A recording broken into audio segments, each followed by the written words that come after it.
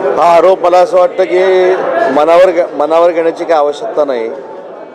विद्यार्थ्यांच्या आंदोलनावर आरूढ होऊन मतदारांनी नाकारलेले पक्ष आज विद्यार्थ्यांच्या आंदोलनामध्ये घुसून स्वतःचं राजकारण करतायत. त्याच्यातला हा एक युबीटी पक्ष आहे.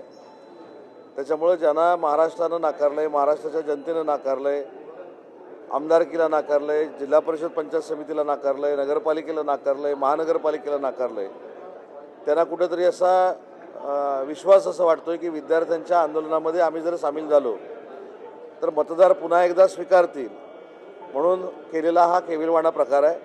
मला असं वाटतं की नरेंद्र मोदी साहेबांच्या मागं एनडीएतले सगळे पक्ष हे ठामपणानं उभे आहेत.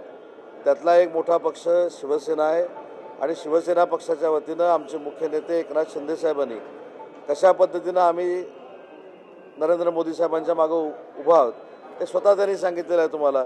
त्याच्यामुळं सकाळच्या पत्रकार परिषदेवर आपण विश्वास ठेवू नका.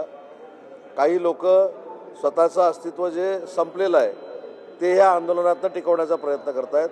जे काय घडलं हे विद्यार्थ्यांसाठी घडलेलं आहे. विद्यार्थ्यांच्या मानसिकतेचा विचार करून केंद्र शासनानं निर्णय घेतलेला आहे. परंतु या सगळ्या गोष्टीवर आपणच त्याचे तारणार आहोत विद्यार्थ्यांचे, अशा पद्धतीची भूमिका काही लोक मांडत आहेत. त्यातला हा प्रकार आहे. आणि अजून एक मी आपल्याला महत्त्वाची गोष्ट सांगतो की ज्यावेळी हे आंदोलन संपलं त्यावेळी आंदोलनाच्या बाबतीतला निर्णय विद्यार्थ्यांनी जो घेतला होता त्यामुळे आंदोलन घडलं होतं. परंतु आंदोलन संपल्यानंतर जे खरे नीटचे विद्यार्थी आहेत त्यांनी कशा पद्धतीनं घुसलेल्या पक्षांबाबत, आंदोलनामध्ये घुसलेल्या पक्षांबाबत त्यांची भूमिका मांडली हे देखील तुमच्याकडनंच आम्ही बघितलेलं आहे. त्याच्यामुळं नीटच्या विद्यार्थ्यांनी मांडलेली जी भूमिका आहे की राज्यकर्ते ज्या पद्धतीनं ह्या आंदोलनामध्ये घुसले फक्त आणि फक्त नरेंद्र मोदी साहेबांना विरोध करण्यासाठी, हे आता विद्यार्थ्यांच्या देखील लक्षात आलेलं आहे. आणि पुढची वाटचाल विद्यार्थ्यांची हे सगळं डोळ्यासमोर ठेवूनच असणार आहे.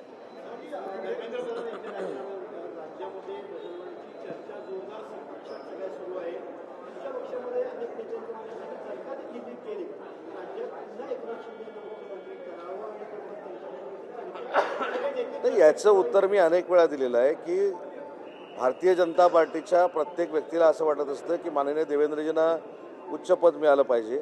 तसंच शिवसेना म्हणून आमची देखील भूमिका असते की माननीय एकनाथ शिंदे साहेबांना मोठं पद मिळालं पाहिजे.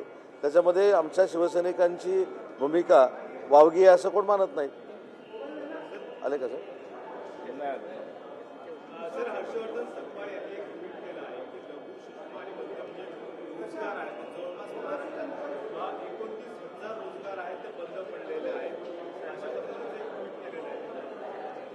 याबाबत माझं सकपाळ साहेबांना एक आव्हान, माझा विनंती आहे.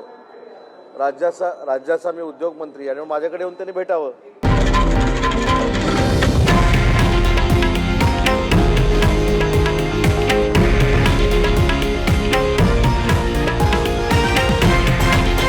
हे आहे देशातील नंबर 1 न्यूज नेटवर्क आणि आपण पाहत आहात TV9 मराठी, एकमेव.